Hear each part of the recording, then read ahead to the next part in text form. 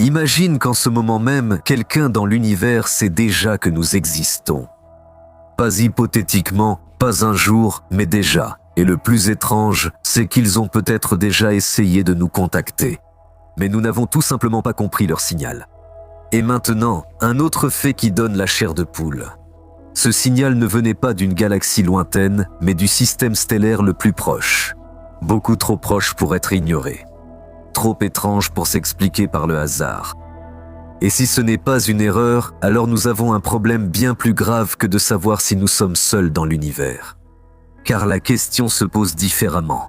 Qui est si proche de nous et pourquoi ont-ils pris contact ? Le 29 avril 2019, le radiotélescope de Parkes en Australie a détecté un étrange signal radio provenant de la direction de Proxima du Centaure, le système stellaire le plus proche du Soleil. La fréquence de ce signal est de 980 000 MHz, une fréquence généralement utilisée par les satellites. Il possède toutes les caractéristiques d'une transmission radio qui n'existe pas chez les sources naturelles et qui ne peuvent être obtenues qu'à l'aide de technologies artificielles. Pendant l'observation, ce signal radio a légèrement dérivé, ce qui rappelait le décalage causé par le mouvement d'une planète. Qu'est-ce que tout cela signifie ? Selon The Guardian, il s'agit du premier candidat sérieux à un contact avec une civilisation extraterrestre. Pour l'instant, les scientifiques se creusent la tête. Comment expliquer ce phénomène ? Il est curieux de constater que c'est justement dans cette constellation que se trouve l'exoplanète Proxima b, l'une des plus proches connues. C'est une des planètes connues où la vie semblable à celle de la Terre aurait pu apparaître. Quelles sont les chances pour l'humanité de coloniser cette planète ? Combien de personnes seraient nécessaires pour une telle expédition ? Et si la vie existe déjà là-bas, les habitants locaux nous accueilleront-ils chaleureusement ? Si la vie est apparue dans le système de Proxima du Centaure et qu'elle nous envoie des signaux, cela a dû se produire sur la planète Proxima b. En fait, elle se trouve dans ce qu'on appelle la zone habitable, une région qui, selon les calculs, offre à la planète des conditions aussi proches que possible de celles de la Terre. La planète orbite à une distance d'environ 7 millions de kilomètres de son étoile, Proxima du Centaure c. À titre de comparaison, la distance entre la Terre et le Soleil est d'environ 150 millions de kilomètres. Cependant, l'étoile Proxima du Centaure c a une intensité plus faible. Cette exoplanète reçoit juste assez de chaleur pour que l'eau à sa surface puisse exister à l'état liquide et ne gèle pas en glaces éternelles. Et la température y est probablement la même que sur Terre. Par ses caractéristiques de masse et de taille, Proxima b s'est avéré être pratiquement le jumeau de la Terre, avec 1,17 fois la masse de notre planète. Qu'est-ce que cela signifie pour nous, habitants de la Terre ? Peut-être devrions-nous laisser la froide Mars tranquille et porter notre attention sur un candidat plus attrayant pour la colonisation. L'homme peut-il vraiment s'installer sur Proxima b ? Je vais répondre brièvement, c'est possible. Mais le problème, c'est qu'elle est très loin, 4,24 années-lumière. Un tel voyage serait très long.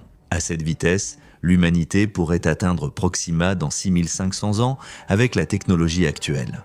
Cependant, lorsque le voyage interstellaire deviendra possible, la technologie permettra de réduire ce temps à 630 ans. Si votre ancêtre, qui a participé aux croisades au XIVe siècle, était soudain parti pour cette expédition interstellaire, ce n'est qu'à peu près maintenant que vous auriez pu atterrir sur Proxima b. Alors, j'ai une mauvaise nouvelle pour vous. Si vous partez pour un tel voyage, il est peu probable que vous surviviez. Mais il y a aussi une bonne nouvelle. À votre place, c'est votre arrière-petit-gars-fils qui pourra atteindre Proxima. Combien de personnes faudra-t-il pour une telle expédition ? Pour calculer l'équipage idéal pour la colonisation de Proxima, des scientifiques français ont utilisé un programme spécial appelé Héritage. Elle est basée sur la méthode dite de Monte-Carlo, qui calcule tous les scénarios possibles de développement des événements, la vie et la mort des membres de l'équipage. Des facteurs aléatoires sont également pris en compte, y compris les catastrophes et les maladies, qui varient en fonction du nombre de personnes susceptibles d'y être exposées.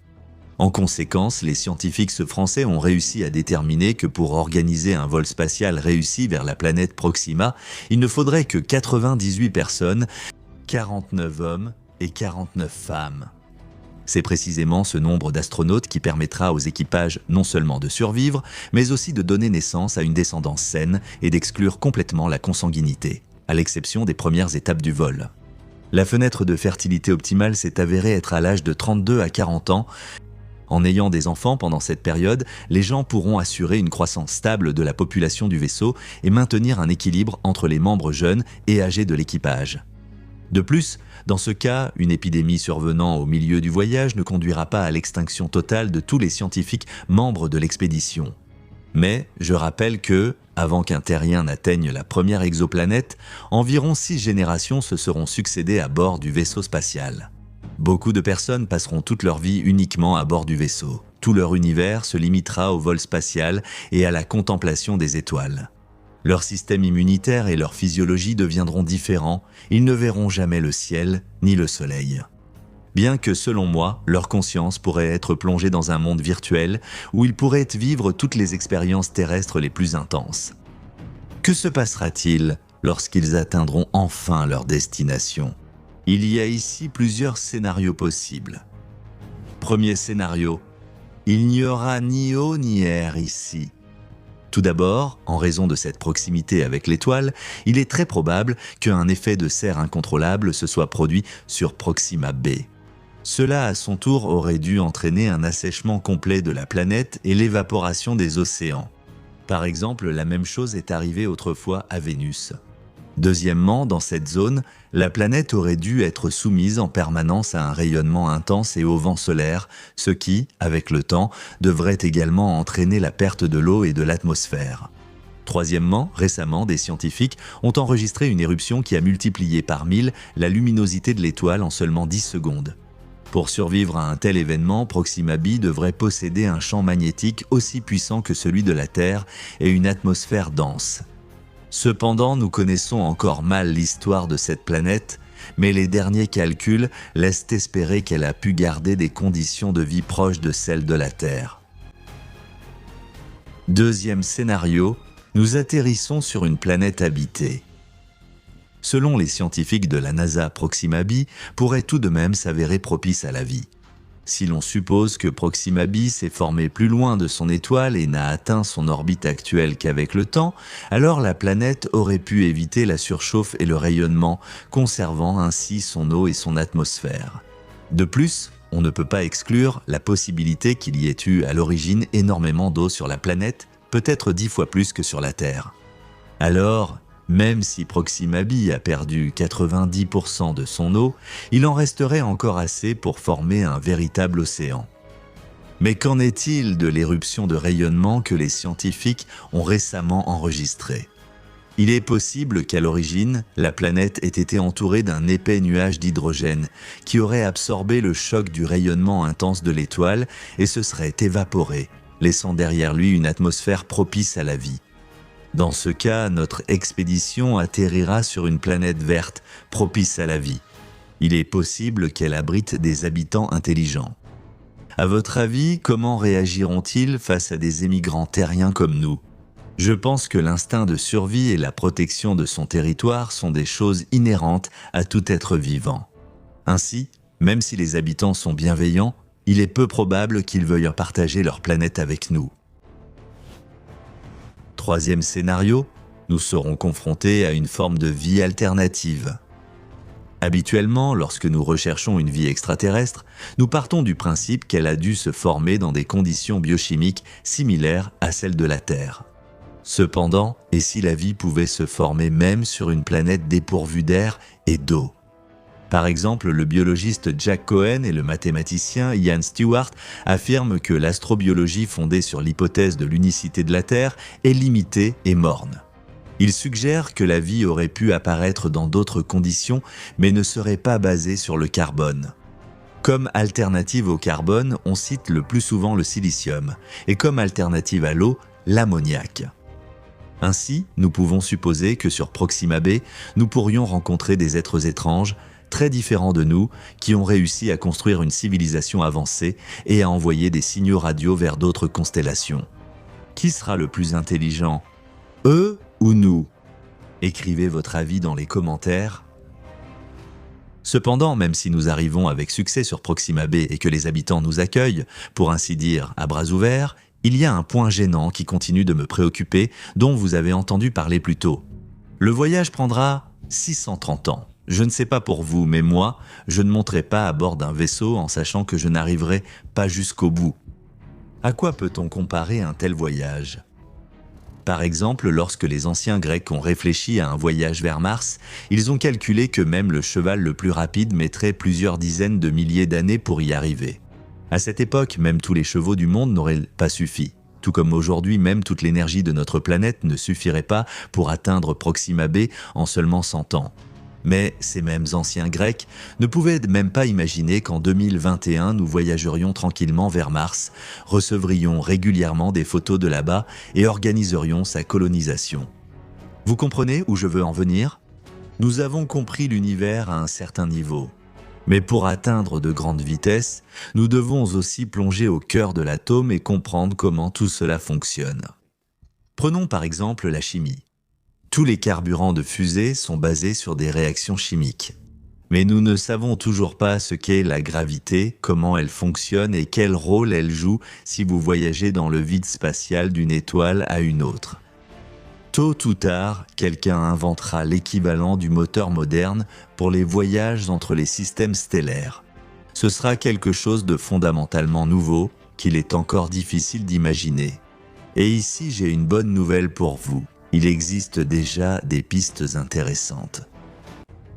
Quand on parle de planètes, à quel objet pensez-vous ? La Terre, Jupiter, Pluton ? Quoi que votre imagination vous montre, quand on parle de planètes, on imagine presque toujours quelque chose de sphérique. Mais l'univers est très diversifié, donc aucun schéma préétabli ne s'applique ici.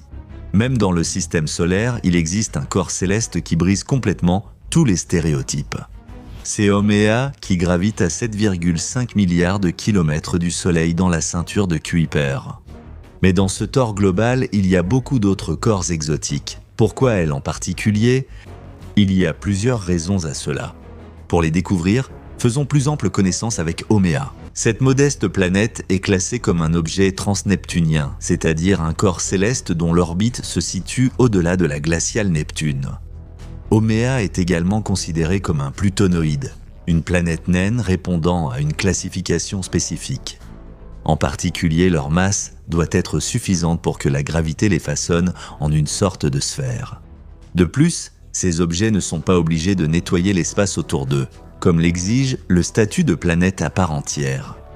Les plutoïdes incluent également Érida, Makemake et Pluton, qui ont été relativement récemment exclus de la liste principale des membres du système solaire. C'est maintenant que débutent les vraies bizarreries.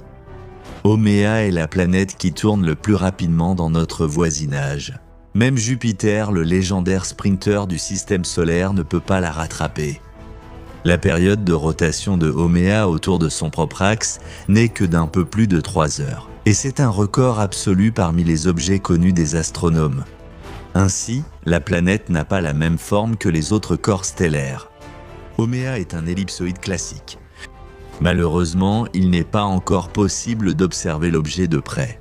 Mais de façon indirecte, les physiciens notent une variation significative de la luminosité, ce qui soutient cette hypothèse. Le diamètre de l'ellipsoïde est d'environ 1700 km dans la longueur et 1300 dans la largeur. Les données mentionnées, obtenues en 2017, ont été précisées et corrigées à plusieurs reprises auparavant. Le demi-grand axe de son orbite est de 6,5 milliards de kilomètres. Et la distance minimale à laquelle Haumea s'approche du Soleil est de 5,2 milliards de kilomètres. En conséquence, une année sur la planète naine dure environ 280 années terrestres, presque 3 siècles. À quoi ressemble cette étrange planète ? Très probablement, elle est recouverte de glace granuleuse, une sorte de sable glacé. Lorsque les scientifiques ont commencé à surveiller les paramètres physiques de Haumea, ils ont découvert un paradoxe intéressant. On pensait auparavant que sa densité était supérieure à celle de ses voisines de la ceinture de Kuiper, mais les données récentes ont obligé à revoir ces informations. Les valeurs de densité se sont révélées bien inférieures aux estimations initiales, ce qui ne correspondait à aucun modèle décrivant un corps homogène en équilibre hydrostatique. C'est pourquoi il a été conclu que la composition de Haumea était radicalement différenciée. Il est possible qu'à l'intérieur de la planète se trouve un noyau rocheux lourd, recouvert comme d'un édredon par un manteau de glace friable. Je me demande à quel point les conditions sont confortables sur cette petite planète lointaine. Sur cette question, comme on dit, c'est une affaire de goût. Et oui, si le mot « sable » mentionné précédemment vous fait penser à des plages ensoleillées, nous devons vous décevoir, la température à la surface de Haumea n'a rien d'estival. Moins de 123 degrés Celsius. L'atmosphère de cet astre ne brille pas par sa diversité. En fait, elle n'existe tout simplement pas. Ainsi, Haumea n'est ni touchée par des ouragans, ni rafraîchie par des averses. La glace granuleuse qui recouvre la planète naine est surtout composée d'eau, mais contient aussi des inclusions inhabituelles. Notamment du cyanure de potassium a été détecté dans le spectre. Ce n'est pas vraiment un ajout rassurant. Parmi les planètes naines, Haumea occupe une position de leader et se classe au 4e rang en termes de taille. Imaginez un immense œuf de pierre qui tourne à une vitesse folle. La différence de cette planète par rapport à ses voisines est liée à son passé tragique. Les scientifiques pensent qu'il y a très longtemps, Haumea a subi une catastrophe majeure. L'impact soudain d'un énorme astéroïde ou d'un autre objet céleste lui a donné une vitesse de rotation plus élevée et a contribué à la formation de 2 satellites. D'ailleurs, si l'on observe attentivement la surface de la planète, la trace de cette collision monstrueuse est encore visible aujourd'hui. C'est une petite tache rose. Cependant, il est possible qu'il ne s'agisse que d'un amas de minéraux colorés. En parlant des satellites de la planète naine, il convient également de se rappeler l'histoire de sa découverte et des tentatives de lui donner un nom. L'astre a été découvert relativement récemment. La date officielle est le 29 juillet 2005. D'ailleurs, la découverte a été contestée par 2 groupes de scientifiques à la fois. Finalement, la dispute, le différend a été résolu et en même temps, la planète a reçu un véritable nom ainsi qu'un numéro dans le catalogue. Il a été décidé de la nommer d'après la déesse hawaïenne de la fertilité. Les satellites de Haumea ont été nommés selon le même principe. Ils ont été appelés Namaka et Hi'iaka. Ce sont les noms des filles de la divinité hawaïenne. Fait intéressant, avant d'être inscrit au catalogue, le plus grand des satellites était appelé Rudolph par les astronomes, d'après le nom de l'un des reines du Père Noël. Pourquoi un choix aussi étrange? C'est simple, officieusement, la planète Haumea a été découverte en 2004, juste après Noël. C'est pourquoi, dans les cercles restreints, elle a longtemps été appelée Santa. Qu'est-ce qui surprend les astronomes chez les satellites de la planète naine? La première lune, Hi'iaka, a un diamètre de 310 km. Une année sur ce satellite dure 49 jours. Namaka est beaucoup plus petite. Sa masse représente un dixième de celle de sa voisine et son diamètre est d'environ 170 km. Elle orbite autour de la planète mère en 18 jours. Les 2 satellites s'éloignent progressivement de Haumea. Cela se produit lentement et de manière imperceptible, à l'image de notre Lune qui quitte également discrètement les environs de la Terre. Les astronomes supposent que l'apparition des satellites est également le résultat d'une ancienne collision. Et maintenant, devinez ce qui relie la planète Haumea au géant Saturne? Il s'avère que c'est le système d'anneaux. Bien sûr, ils ne sont pas aussi impressionnants que ceux du géant aux anneaux, mais le simple fait qu'une telle structure existe autour d'un objet d'une taille aussi insignifiante en dit long. La largeur des anneaux est d'environ 70 km et leur rayon est de 2300 km. L'unicité de ce phénomène réside dans le fait que Haumea est le seul objet transneptunien entouré d'un tel anneau. On pense que les satellites, les anneaux et la forme inhabituelle de Haumea sont les maillons d'une même chaîne, apparus à la suite d'une catastrophe incroyablement puissante. Serons-nous un jour capables d'étudier ce monde mystérieux? Hypothétiquement, c'est possible. Si l'on envoie une sonde interplanétaire automatique dans cette direction, elle atteindra Haumea en une quinzaine d'années. Dans ce cas, une manœuvre gravitationnelle autour de Jupiter est indispensable. Sans elle, il est impossible de donner à la sonde l'accélération nécessaire. Qu'est-ce que notre univers? Et est-il seul dans l'immense macrocosme? Pour commencer, tournons-nous vers une analogie bien connue. Tout le monde sait que les abeilles travailleuses n'ont aucune idée de l'existence de l'apiculteur et sont absolument convaincues qu'elles produisent du miel uniquement pour elles-mêmes. Cela ne les rend ni meilleurs ni pires que les autres êtres vivants, c'est simplement que l'apiculteur dépasse l'échelle de leur pensée. L'humanité, en ce qui concerne l'étude de l'univers, se trouve à la place de ces mêmes abeilles, aussi désagréable que cela puisse être à admettre. Nous comprenons à peine 1/100000 des lois selon lesquelles elles existent. De plus, toutes les connaissances des terriens reposent sur des théories, des hypothèses et des réflexions sans fin. Et si l'on imagine qu'il existe des milliards d'univers comme celui-ci, une telle déclaration peut faire bugger n'importe quel cerveau moyen. Nous allons tout de même prendre le risque d'aborder ce sujet complexe et tenter d'y voir plus clair. L'hypothèse la plus populaire sur l'apparition de notre univers affirme qu'un jour, il y a près de 14 milliards d'années, une immense bulle est née d'un point de singularité infiniment chaud et qu'à l'intérieur de cette bulle sont ensuite apparues des étoiles, des planètes, des astéroïdes et des myriades de galaxies. L'inconvénient de cette théorie réside dans la conviction de certains scientifiques que tout ce qui a été mentionné est apparu à partir de rien. Mais ce n'est pas le cas. Avant même l'explosion, il existait déjà un concept appelé l'inflation cosmique. Le vide apparent est en réalité un espace en expansion constante, rempli de flux énergétiques. Par conséquent, si ce processus continu existait déjà avant l'apparition de notre univers, qu'est-ce qui l'aurait empêché de créer des millions d'autres mondes ? C'est principalement sur cette affirmation que repose la théorie du multivers. Comme les autres, elle n'est pas confirmée, sauf par des spéculations scientifiques, mais il y a une certaine logique. L'inflation suppose une expansion de l'espace à une vitesse exponentielle. Cela signifie une seule chose, après le Big Bang, le vide apparent s'agrandit si rapidement que tout espace courbé, que ce soit une sphère, une boule ou une bulle, appelez-le comme vous voulez, semblera bientôt plat. Depuis la surface de la Terre, nous ne sommes pas non plus capables de déterminer immédiatement qu'elle est ronde. Le processus d'inflation n'est pas uniforme. À certains endroits, elle se poursuit indéfiniment, tandis que dans d'autres régions, elle s'arrête car elle fonctionne selon les principes du champ quantique. En conséquence, dans certains secteurs du macrocosme où l'espace continue de s'étendre, les conditions deviennent favorables à l'activation de nouveaux points de singularité. Il en découle une conclusion logique. Quelque part dans le vide noir, en ce moment même, de grands Big Bang éclatent, engendrant un collier d'univers qui nous sont inconnus. Évidemment, à ce stade du développement scientifique, nous ne sommes pas en mesure de vérifier la véracité de cette théorie, ni même d'observer indirectement la naissance de nouveaux mondes. Mais les lois connues de la physique soutiennent cette hypothèse. Petit clin d'œil. Dans l'une de nos vidéos récentes, nous avons parlé de l'échelle de Kardashev qui décrit les civilisations de différents types. C'est incroyable, mais les représentants de l'une d'entre elles sont théoriquement capables d'éclairer n'importe quel multivers, jonglant littéralement avec eux. Même une telle hypothèse frôle la magie. La théorie des multiples multivers n'est pas simplement une pure fantaisie. Le physicien théoricien aujourd'hui décédé, Stephen Hawking, s'y est sérieusement intéressé. Déjà dans les années 80, en collaboration avec l'astrophysicien James Hartle, Hawking est arrivé à la conclusion que notre univers est loin d'être seul. Mais le point le plus intéressant est de savoir à quoi pourraient ressembler ces mondes étrangers.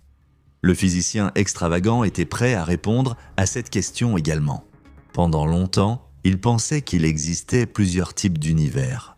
Un groupe ressemble au nôtre, où il y a des systèmes planétaires, des galaxies et même des homoncules jumeaux de l'homme. Dans tout le superamas, certains mondes connaissent un grand retard de civilisation, c'est pourquoi des sauropodes errent encore sur certaines planètes. Les univers très différents du nôtre surprennent aussi. Les étoiles n'y brillent pas, les planètes n'orbitouillent pas, et les lois de la physique y sont totalement différentes. Toute cette diversité était difficile à imaginer, mais théoriquement, cela est tout à fait possible. Ou pas ? Ne tirons pas de conclusions hâtives, car le plus intéressant commence maintenant. La diversité des univers et la différence des lois physiques stimuleront sans aucun doute l'imagination, mais il y a un problème. La théorie développée n'aide pas à comprendre dans quel univers nous nous trouvons exactement, ni comment évaluer ses particularités par rapport aux autres. Il a fallu 20 ans au tandem scientifique Hawking-Hartle pour parvenir à un consensus. Pour cela, même la théorie des cordes, complexe et peu compréhensible, a été utilisée. En conséquence, une conclusion intéressante a été tirée. Les mondes parallèles fonctionnent selon les mêmes lois que notre univers. La raison est simple. Les postulats physiques n'apparaissent pas de nulle part. Ils se forment après le Big Bang, en maîtrisant progressivement l'univers en expansion. C'est pourquoi, très probablement, notre monde est typique, ce qui signifie que dans la grande majorité des autres univers, la physique est similaire. Mais il y a aussi l'autre côté de la médaille. Cette affirmation n'est vraie que si les conditions et les paramètres physiques des grands bangs qui engendrent d'autres mondes sont identiques aux nôtres. Mais si chaque explosion est unique, alors les univers seront différents les uns des autres. De plus, selon cette théorie, l'humanité serait capable à l'avenir de trouver des traces des univers voisins. Mais il est peu probable que nous puissions leur rendre visite, même après des milliers d'années. L'hypothèse de Stephen Hawking et de Hartle n'est pas la seule. C'est pourquoi, selon différentes hypothèses, l'idée de ce à quoi peuvent ressembler les univers du multivers, comme on appelle parfois l'ensemble des mondes parallèles, change elle aussi.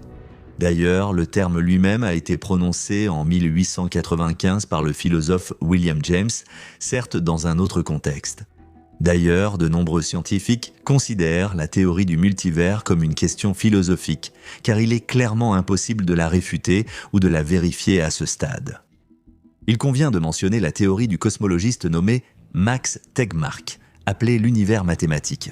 Elle stipule qu'à tout ensemble de lois physiques correspond un monde parallèle indépendant. Ainsi, il a créé une classification selon laquelle les univers sont divisés en 4 niveaux. Un point est particulièrement intéressant, dont Stephen Hawking et James Hartle ont déjà parlé. Il s'agit des mondes possédant d'autres constantes physiques. Max Tegmark les place sur des brânes séparées dans la théorie des cordes. Compte tenu du nombre infini de brânes, il est évident qu'il peut exister un nombre incommensurable de tels mondes. La liste de Max Tegmark inclut également des univers issus de l'interprétation des mondes multiples d'Everett. Il s'agit d'un postulat de la mécanique quantique qui suppose l'existence de mondes parallèles ayant les mêmes lois de la nature, mais dans des états différents. En parlant de cette théorie, on mentionne forcément les résultats de l'expérience des deux fentes, celle où les quanta de lumière passent à travers deux fentes, révélant dans un cas une nature corpusculaire et dans l'autre une nature ondulatoire. Pour expliquer brièvement l'essence de ce paradoxe, le champ quantique, sur lequel naît en fait la diversité des mondes, est caractérisé par la superposition et le fait d'obéir à l'équation de Schrödinger. Rappelez-vous le chat dans la boîte, ni vivant ni mort. Ainsi, Tegmark pense que tous les univers fonctionnent sur la base d'un mélange d'états alternatifs qui s'excluent mutuellement. Ce phénomène peut être comparé à des supercalculateurs. Si aujourd'hui le code binaire est composé d'une alternance de 1 et de 0, alors le contenu des monstres électroniques du futur inclura des 1 dans l'état de 0 et inversement. C'est cela la superposition que manifestent les photons de lumière dans l'expérience mentionnée ci-dessus. C'est probablement cette même superposition que démontreront les participants du multivers en manifestant des états différents les uns des autres et en les changeant selon l'observateur. Ainsi, le monde qui nous entoure est bien plus diversifié qu'il n'y paraît. Bien que rien ne prouve que les scientifiques aient raison, seul le temps le confirmera. Tout cela pourrait n'être que de pures spéculations sans autre monde hors de notre univers. Abonnez-vous à la chaîne, cliquez sur la cloche et ne manquez pas nos nouvelles vidéos encore plus intéressantes. Vous voulez plus de voyages virtuels vers d'anciens amas stellaires? Vous souhaitez voir de vos propres yeux des mondes parallèles mystérieux? Hubble, votre guide dans le monde de l'inconnu, compte sur votre plus grand soutien avec vos traditionnels pouces en l'air. Surpassons-nous et atteignons 30 000 likes sur cette vidéo. Contribuons à faire sortir des vidéos intéressantes encore plus vite.